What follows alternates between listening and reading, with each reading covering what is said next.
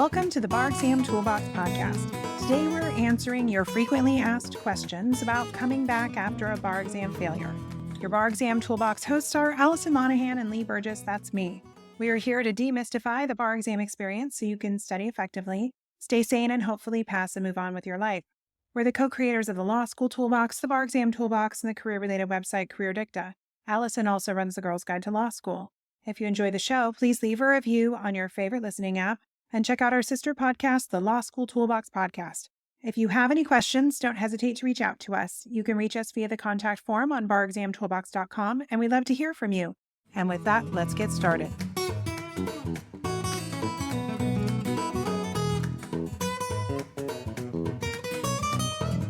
Welcome back. 'Tis the season for bar results, and over the last few weeks, many bar takers around the country have been dealing with disappointment, grief, and frustration. We've been talking with many of you, offering thoughts about score reports, next steps, and getting mentally ready to study again.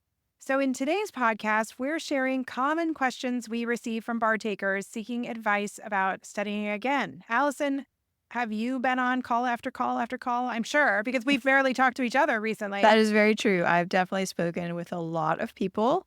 A lot of these conversations go the same way. So I'm glad that we're doing this Q&A so we can help people set themselves up for success if they do have to have this experience again. One of the questions I think people struggle with is, if I did really well on one section, say the MBE, can I just focus on the writing? What are your thoughts around that? We do get this question a lot, and the short answer is no. This is never the answer anyone loves to get from us, but I have seen a lot of scores flip-flop all the time. So you come to me and you said, I knocked the MBE out of the park, but my writing is a problem. And then you come back to me after another administration and the scores are completely opposite. So this rule really does apply even if you did well in the writing portion, but struggled with the MBE. Unfortunately, you do need to prepare for all parts of the exam. I think you can give additional focus to weak areas, and as you allocate your study time, sure, if your MBE scores are thriving, maybe it gets 30% of your time, but you can't assume your results will remain the same just because you got a solid score on one section previously. I think that's true. Another thing I see people sometimes say, well, I'm looking at the breakdown of my MBE score and I see that I was in the top 75% of applicants on con law, but I was in the bottom 10% on torts. So that tells me I'm good with con law. I can only work on torts. And when you see multiple reports from the same person, you often see those scores are kind of random and all over the place. So I don't think, again, that if that is inconsistent with the results you were seeing in your practice, that it's a very good idea to give 0 time to one topic and extra time to another. Again, of course, it's a balance. You want to be looking throughout your preparation at where am I doing well, where am I not doing so well, where might I need some more attention. But just to say, I'm not going to look at this law at all, I don't think most people are going to be able to remember everything they studied 6 months ago. So you definitely need to be refreshing on everything, even if some things are getting more attention. 100%. I also think it's important to keep in mind that this applies to the performance test portion as well. I have seen bar studiers say, well, I did pretty well on those, so I just won't do any more of those. And I think that's kind of a bad idea too. Yeah. I think you at least need to keep your skills fresh. So it doesn't mean that you need to be doing 3 of these a week, but maybe 1 a week as you get closer to the exam. And just to keep your skills fresh, do a practice exam where you're used to doing one after the other to remind yourself what it feels like to do that block of them. It's just important to remember that some of this is just doing dress rehearsals for the real exam. You still need to practice even if you know all your lines. Right. I think that's absolutely right. And I think, to be honest, a lot of this, the first time somebody takes it and doesn't pass, is a little random. Maybe you got one essay that you really didn't do well on and that brought down your writing score. Well, that doesn't tell us that your MBE is consistently going to be higher. It tells us you had one bad essay.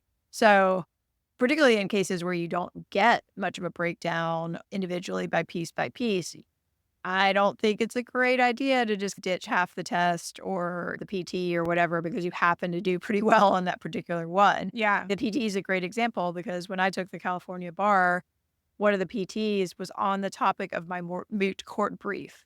So I was a literal expert on that area of law. I was probably not going to do as well on some other random PT that I'd never seen before. I just got lucky. Yeah. Yeah. I think that's part of it. And I also think it's important to keep in mind that when you go back to study again, you're really doing a point collection exercise. It's great to get more points on the essays if that was really your lowest section, but you would also be in a good position to gain more points on the performance test if you did really well on a performance test, or even more points from the multiple choice. You want to, is it raise the water so the boats all go up? What's the saying? I You don't know what I mean, remember. though? I don't remember, but you want to basically have everything come up if A rising possible tide and not, lifts all boats. there you go. I knew it was something about boats. Yeah, you want to be in that rising tide of like, that's great that you did Yes. well on the MBE. Let's get it even higher. So if something bad happens Yes. somewhere else, you're covered. No, I think like you said, you just got to collect those points. And I say collect them everywhere. Yeah. Another question we get pretty frequently is, should I take this bar exam or the next administration? I feel like I must talk to every single person about this question. What about It's you? pretty common because the reality is a lot of people who did not pass the exam might have expected to pass and they have other things going on. So they might be working, they may have family obligations. Maybe you put your life on hold for 2 months to study for the bar and you can't do that this time. So I think this is a legit question. I think it's complicated. Our general advice is probably if there's a way you can do it, sure, take the next test. That being said, if you can look ahead and say there is no way with the holidays, with everything I have going on, that I'm going to be able to carve out the necessary time to study, then there's really no reason to go and fail the exam again. 100%. Generally speaking, most people need around 400 hours to study for the bar. And it's important to sit down and ask yourself where those 400 hours are going to come Yeah. from. And if you are moving or taking care of an ailing parent or have a demanding job, I think that it's possible you can't find 400 hours or even something very close to it Right. to study again. And I think there needs to be honesty when really evaluating this question. I think sometimes as someone will tell us this question, I can hear the fear in their voice. Like, I want to just push this boulder down the road and say, I'm going to take July because that sounds really far away. And that gives me plenty of time. And I get that, right? I get that. I don't like to go to the doctor, so I make doctor's appointments like months ahead of time just so I can forget that I have them until they show up on my calendar. I get it, right? But there is also a benefit to taking the next administration. The law is going to be fresher in your brain. You aren't as removed from the study period. There are lots of reasons why you may want to take this next administration. You really have to go through some self-analysis to make sure you're not self-sabotaging yourself and just trying to push the boulder down the road. I think that's right. I've definitely, at the same time, spoken with people who said, well, this is the third time I'm taking it and I took it once. It didn't go well. The second time, I just really wasn't mentally there. I was really demoralized. I was still like very, very, very upset about this. I couldn't focus. In Mhm. that scenario, I was like, okay, the bar is going to be there when you can actually be mentally prepared to take it. If this is so devastating to you that you just absolutely cannot Mm, cope with it, go talk to a therapist or something and try to get some help. If in a couple of weeks you're still like, I can't do this again right now, that's fine. There are that's totally plenty of fine. reasons not to take the bar exam at a particular given time. So I think my default is always if we can figure out a way to make this work, sure, take the next exam. If not, Yeah. then maybe you wait. And part of that is also like, can you access the resources that you need? So if you're completely financially strapped, maybe it makes sense to work for a little while and then be a little more stable, have resources that you can apply towards getting help with this, and then be set up and get it done. There's just no point in kind of cycling through these exams, not being ready for them. 100%. I had a student many, many, many years ago who was really in a financial situation where she could not access any more resources. And she knew she needed help. She needed tutoring. She needed someone to help walk her through this. So she took a hiatus. She went and did bartending, which is what she did on the side, made as much money as she could for a period of time, and then stopped working, studied full time, and was able to pass the test. And I think that there was a lot of honesty in evaluating her situation and saying, I'm better off waiting a few months, getting all my life stuff in order and getting the help that I need so I can give it a good honest try. Because what some folks really don't consider is the amount of money it takes to just give the bar a shot. That's not even like hiring a team like us. This is just paying those fees to sit for the test, paying the laptop fees, maybe going to a location where you need to sit for the test. Those dollars add up really quickly. And so if you're going to sit for it, just make sure you have a chance to invest in it to give yourself a chance of passing. I just don't think it's a wise use of money to just sit for the experience. No, because it's going to be demoralizing. Again, I've had people say, look, I knew I wasn't ready. I shouldn't have taken it again. That's fair. I just prefer people get to that point beforehand rather than wasting multiple months of their life and lots of money to find out that actually this never made sense to start with. Yeah. Okay. I know you get this question a lot because I also get this question a lot. I get a free repeat of my commercial bar review program. Shouldn't I just do that same program again because it's free? Hmm. Well, I'm going to ask them, did that work for you the first time? I always go to the Einstein quote, I think it is. The definition of insanity is doing the same thing repeatedly and expecting different results. So I think they'll really have to reflect honestly and seriously on their last experience. So it is totally possible that you purchase a course and you did not commit yourself to that course for whatever reason. Okay, fine. Maybe if you were more committed, it might work. I don't know that most people are really in that position. What are your thoughts?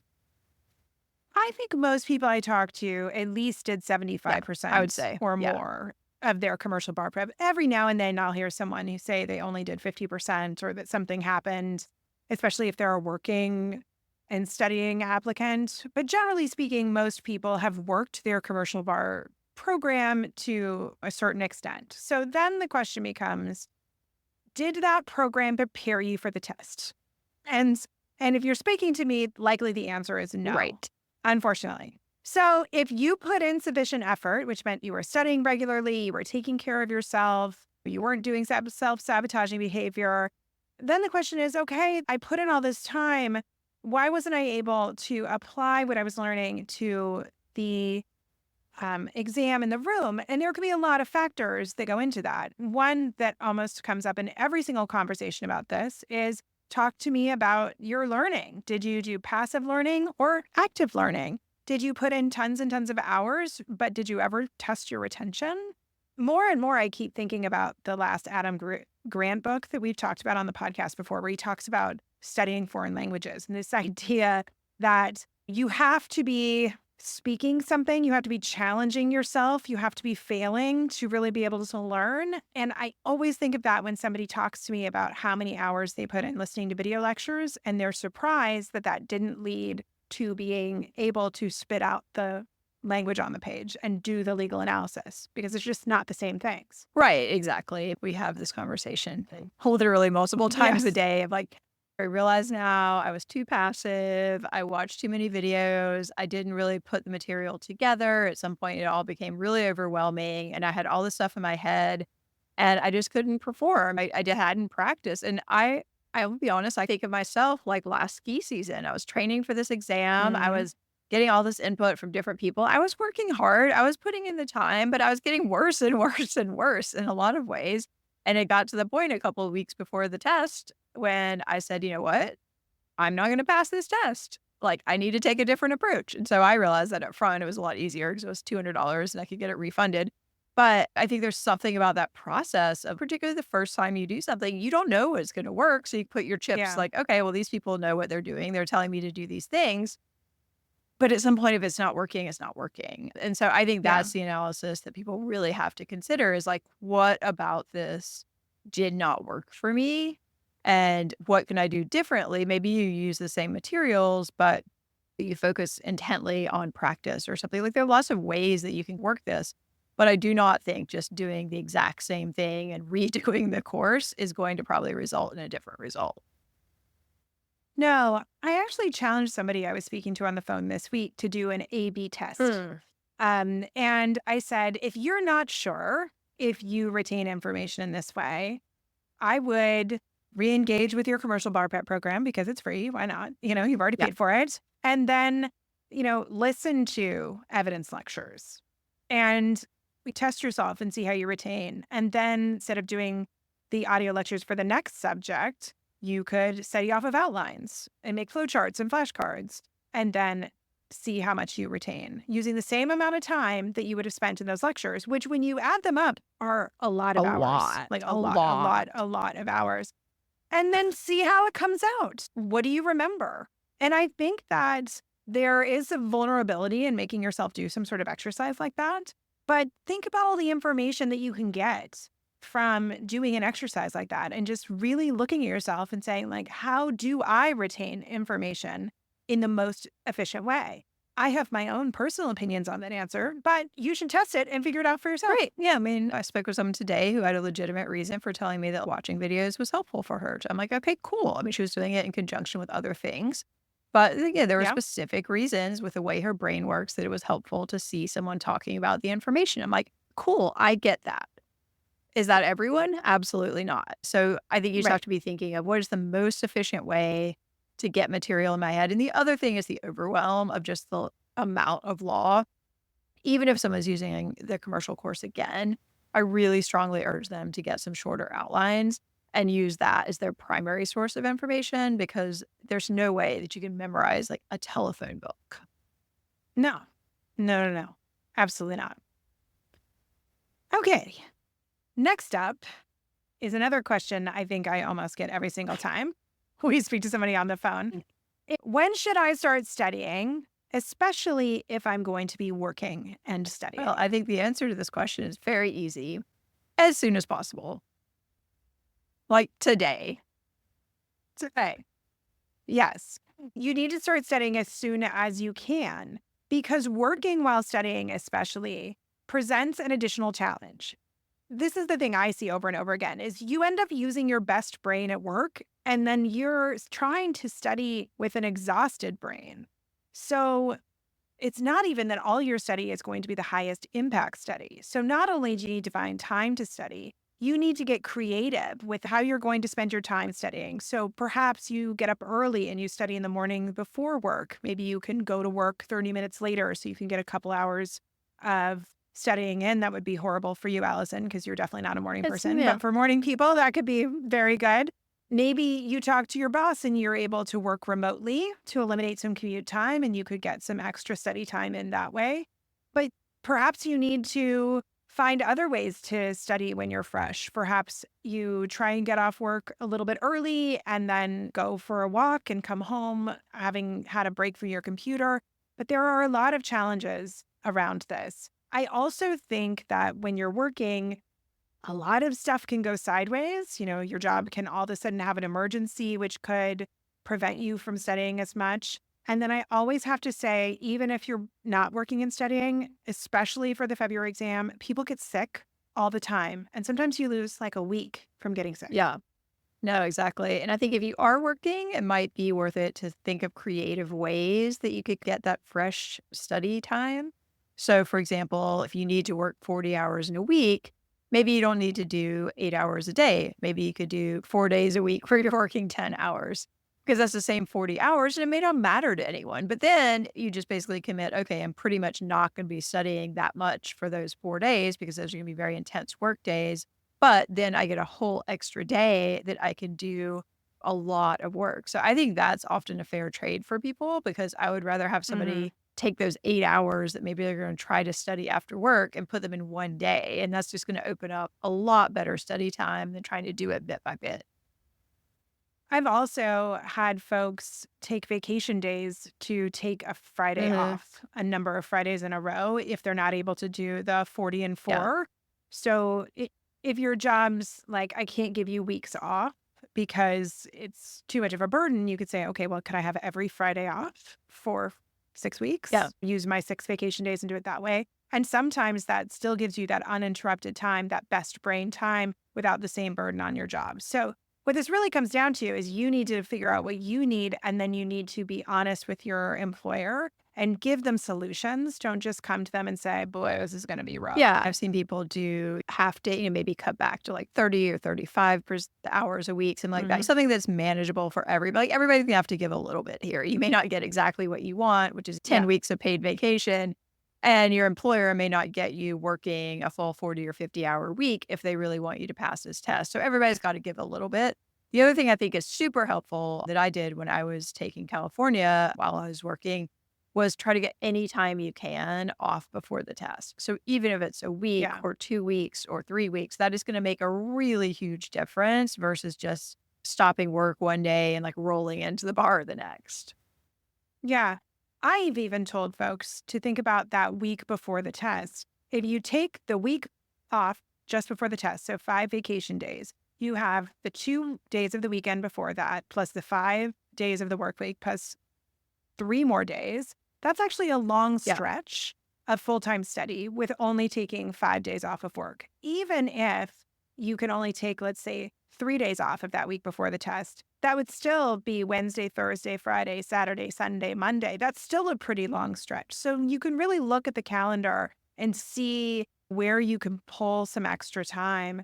And it is going to give you possibly 5 to 7 to 10 days of full time study without taking a huge amount of time off of work. Right, exactly. So I think work with your employer, figure something out, and get creative if you have to and try to make it work for everybody. Yeah. Something else that we talk to folks about when we talk about evaluating what happened on the bar exam is people come to us and ask, should I request my answers from the past exam if your jurisdiction allows it? Not all jurisdictions allow it. Some send them to you no matter what. California does that. They're just like, here, you're welcome. You can have a Yeah, test. and I often ask Um, people if they've looked at them, and the answer is usually not yet. no, not yet. Yeah, exactly.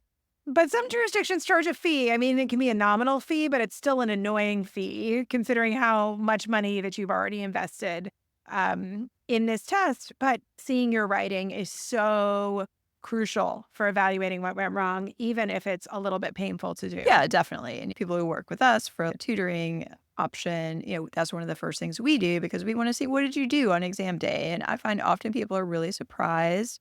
They thought they were writing a great essay and then they look at it and they realize, oh, wow, that really wasn't what in my head was coming out. Hmm. And that's important information to have that have an idea of what you're doing and it's not matching the reality. Okay, well, that's step one. It's like, what are we dealing with here? In any problem, the first option is like, we got to get clear on what the problem really is. And nothing is going to be better than actually looking at those. But I think they're extremely valuable, even if it's kind of painful. Yeah. I mean, you might have to do a meditation before you crack them open to read them to get yourself very centered. But if you're not sure how to go about even looking at these, I think you can start with something really simple. You could literally start with different color highlighters and just try and highlight the IRAC or CREAC structure. Start with something simple. Did I even use IRAC or CREAC? You might be Right. surprised. You might be like, there You may is no not have. rule here. Right. What was I Whoops. talking about? You know, I have no idea what was No, happening. neither do the Right. graders. They have no idea what you're talking about either because you didn't write it down. Yeah. And then you can start looking at those issues and looking at the model answers or the NCBE answers or whatever you have that you can compare your answers to and start asking yourself, did I talk about these issues? Or did something big happen? Did I apply the wrong law? Did I miss huge issues? It doesn't feel great, but I think there is power in just really seeing what happened in the room. The other thing I think that can be really interesting to see is that sometimes you think you are writing a very organized answer, but it comes out as a disorganized mess and it can look sloppy. When we were doing an episode with a former bar grader not too long ago, we were talking about that you have to dress up your answer and make it look like you know what you're talking about. Don't wave your arms and say, I'm They're looking freaking for out and I'm confidence. panicked. Confidence. And yes, they're looking for confidence, even if it's faked confidence. And so try and look at that and say, if I was just reading this for the first time, what does this answer show me? And if it doesn't show confidence or that you have some sort of authority, then that's really important information to have when coming back and studying again and picking your bar review providers and making your study schedule and getting feedback. So it's not fun. And sometimes you have to pay a little money, but you should still get those answers. And then, like you said, you should read them. Right. You can highlight them. You could take it outside somewhere pretty. I don't Yeah, know. You just got to go to do a it. coffee shop, go to a park. I mean, I do think the highlighting is great because it makes it a little more objective that you're just looking for these Yeah. things. And then, you can see, is my analysis section really small? All right, well, then maybe that's a problem. But it just makes it more objective. And that's what we're looking for here. This isn't anything to talk about what a great person you are or not, or like a worthy human being. It's just, this is what you wrote down on that particular day. And so the Yeah. more you can step back from it and look at it objectively, I think the more useful it's going to be as an exercise. And it's going to hopefully set you on a path to say, okay, now I understand what happened. And you can even highlight like every time you use something like because, like, are you linking facts to law? That's another really big thing to look at. And if not, well, Hmm. that's an easy fix. Just use it. Yeah. Exactly. Well, I had this conversation yesterday 3 times, which is why I added it to this list. So hope everyone's ready. Is applying for accommodations worth it? What do you think, Well, Allison? I was speaking with someone this morning about this. So, yeah, I think generally speaking, if you need accommodations, it's probably worth it to apply. That being said, I think it's important to understand that if you have never had an accommodation before for anything, even if maybe you had a diagnosis, probably not going to happen. But there are accommodations like we've talked about for all kinds of different things. It doesn't have to be something that's long standing. My bottom line is if you had accommodations in law school, you 100% should probably apply for them on the bar because you have a pretty good shot at getting them. Depends on the jurisdiction. You might be able to forum shop a little. If you know that this is something you've had, pretty likely. If it's something brand new, I think that's a harder question. What do you think? I think that's true. I mean, if it's brand new and in the category of physical accommodation, so you need a standing desk or you have an injury or you need to be close to a restroom or you need to eat or drink or something like that, I think that those things that come up often are new and they don't typically require extra time. So I think the things that often come with extra time are learning differences, ADHD, anxiety. And if that has just popped up, it may have been there for a while. If you have just recently been diagnosed and you've never had accommodations before, they are going to scrutinize that. And depending on the jurisdiction, you may need to be evaluated, and those evaluations can be expensive and hard to get.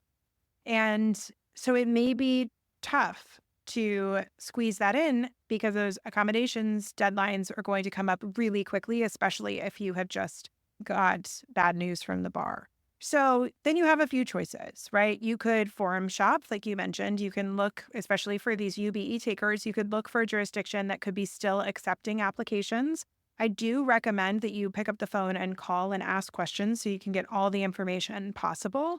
And then you have a difficult decision of whether or not you should delay the exam until you could apply for accommodations. That is really situation specific. But for some students, I have recommended that without accommodations, they're not able to perform at their best. And so just sitting for an exam where they can't be their best selves, just maybe not the best use of time or resources or energy. Yeah, I think that's definitely an argument for maybe postponing, giving yourself 6 more months to sort this out, and then going in with a better option than just saying, "Oh, I have to do it right now." It's like, what's the point? If we think you can get accommodations later and we don't think you're gonna Hmm. get them for the next test for sure, I would Yeah. say that's a strong argument for waiting. Yeah. Okay. One of my favorite questions that I get is, can I pass the test if I study again? Which I think is a really vulnerable question. And I know why everyone asks it. But then I feel like my answer is always the lawyer answer of, it Right, it depends. depends. I don't know. For me, it's always like, I'm not telling you you can't. I mean, I think you probably can if everything aligns, but we need to figure out what happened, what you're gonna do differently, how this is gonna set you up for success in a way that you weren't set up for success before. Sometimes lightning just strikes. We work with a lot of people, Sure. and sometimes, frankly, we're surprised that some people pass and some people fail. We're 100% Hmm. sure when somebody goes into that test whether they're gonna pass or fail. It depends on a lot of factors. There are all kinds of different people. Do you have, like we said, the accommodations thing? We work with students who are foreign trained attorneys. Completely Hmm. different scenario than somebody who's done a JD. Maybe you went to school in New York and now you're sitting in California and you've never taken any California bar classes. These are all things that can be addressed.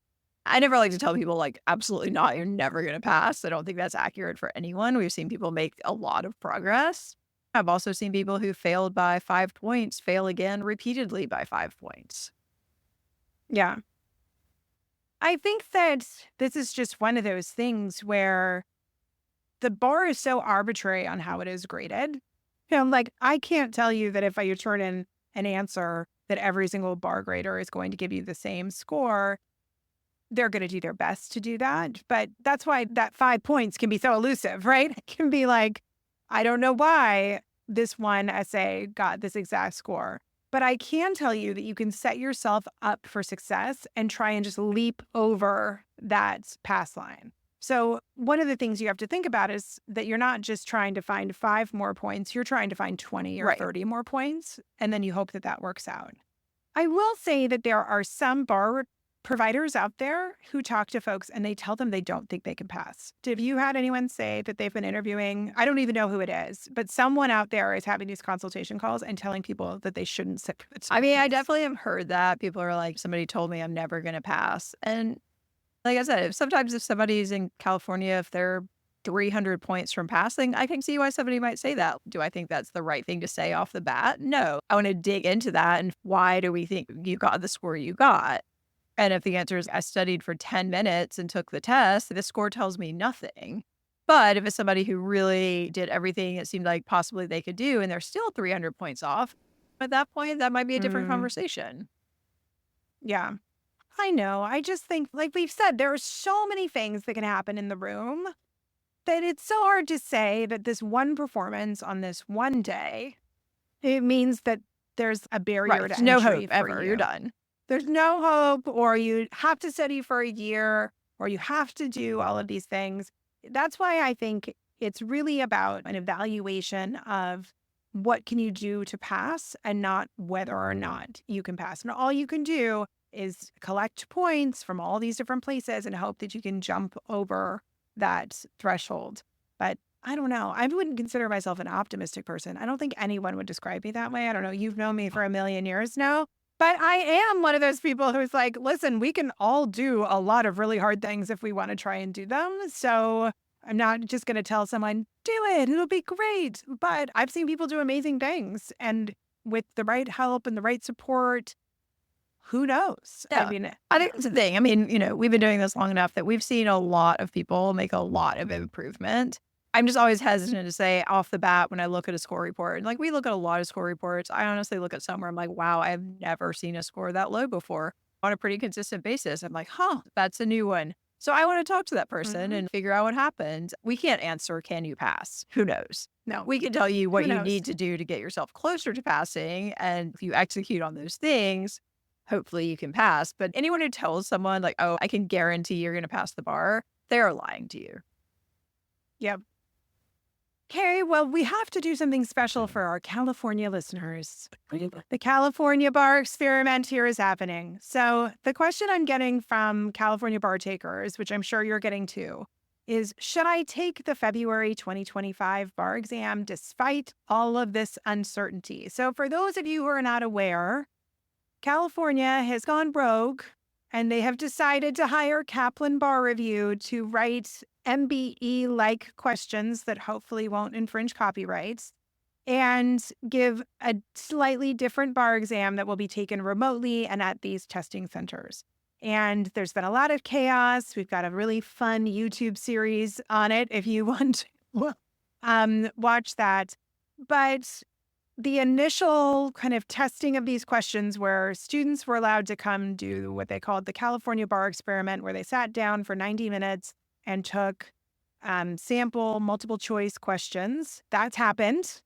And the reports are that the test wasn't significantly different from the MBE. I'm sure the NCB would love to hear Don't that. quote us on that. Don't quote us on that. If you're listening from the NCBE, I was not there. I did not take It's the all test. hearsay. It's all hearsay.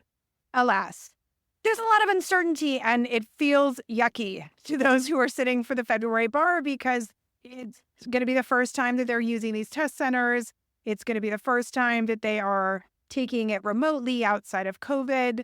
There are interesting questions that still feel open, like what does this virtual scratch paper look like? There's even some mention of possible whiteboards on the FAQs, but we're still working on getting the full answer about that. There's still just a lot of uncertainty, and it makes it scary to study for this test. However, I still think that people should take it. I mean, I go back to what we were saying in the days of COVID when things were being postponed and same thing. We didn't know what was happening. Somebody's going to pass the test. Probably roughly the same Yeah. percentage of people who always pass the test are probably going to pass this test. So if you can set yourself up to be one of those people and everyone around you is freaking out. I talked to someone yesterday. It was like, maybe it's an advantage. Maybe they'll pass more people because it's so chaotic. I was like, that could happen. I don't know. I don't But know. yeah, I mean, they're not going to fail 100% of the people because they're giving it at a remote test center. That's just not going to happen. So No. I think if there's a reason for you to sit for the test, then prepare for the test as if it's the normal test. Do whatever you need to do. If you have to take notes on a whiteboard instead of a piece of paper, okay, you can probably live with that. The one thing I guess interesting is probably you're not going to be doing the MBE-ish part by hand. Right. I don't know what we call it anymore. The X and B. Again, okay, if that's the case, but not a problem. You can just practice with Adaptable or UWorld. You're taking them on the test. Like Yeah. most people are actually more concerned about going the other way now, where they have to go from the screen option to pen and paper, pencil and paper. So those are like minor details, I think. Yeah. Everyone's in the same Right. boat. Nobody sitting for this test is going to have sat for this exact test under these exact same conditions. Never. So you're all doing it together. Yes, are you part of a bit of an experiment? You are, but the CalBar is going to pass people because that's their job. And so you do the best that you can. The chips will fall where they may. And if you don't pass, then you can tell people that you are part of this wacky February 2025 bar exam experimental type section. And everyone will say, yeah, I bet that was kind of Weird. wild. And then years from now, nobody will ask you what bar you sat for. And then you'll just be licensed and it won't even matter. Right. And I was even just thinking now because they have no way to scale the MBE against any other set of people. Like normally, if you're taking the MBE, that's going to be scaled across the whole country. You have a lot of data to work with. They basically just have to set a point and be like, okay, well, the 70 percentile person got this many questions right. So that's now our scale. Yeah. I mean, that's it. They can't do anything else. If everyone does worse, you're not going to be downgraded for that because they're still going to have to pass basically the same amount of people. They have nothing else to scale against. Yeah. It's just all very concerning. So if you're listening to this and you're not in California, just be thankful. Be happy. That you are not trying to pass the California bar. And if you are in California, well, we're all in it together. So we're doing the best we can. And you can continue to get updates from us as we try and figure out what's happening so we can help our students prepare. But I think for now, the best thing to do is just prepare for the test as you have been preparing. And just remember that you are not alone. Everyone's in this together. Yeah, I would say just don't psych yourself out. Do your preparation, go in, give it your best shot, and you might get a little score boost at the end. That's right. Well, I think those are our top questions. Do you have any final thoughts before we wrap up? No, I'm good. I feel we say the same thing a lot. We get a lot of the same questions. So hopefully this has been helpful to people and will help you as you move forward and try to make some decisions. And, we're always happy to help. You can reach out, set up a free call, and we'll walk through your personal situation and perhaps answer some of these same questions for you. What's true? We could reference back to the podcast. And with that, we are out of time. If you enjoyed this episode of the Bar Exam Toolbox podcast, please take a second to leave a review and rating on your favorite listening app. We'd really appreciate it. And be sure to subscribe so you don't miss anything. If you have any questions or comments, please don't hesitate to reach out to Lee or Allison at lee@barexamtoolbox.com or allison@barexamtoolbox.com, or you can always contact us via our website contact form at barexamtoolbox.com. Thanks for listening, and we'll talk soon.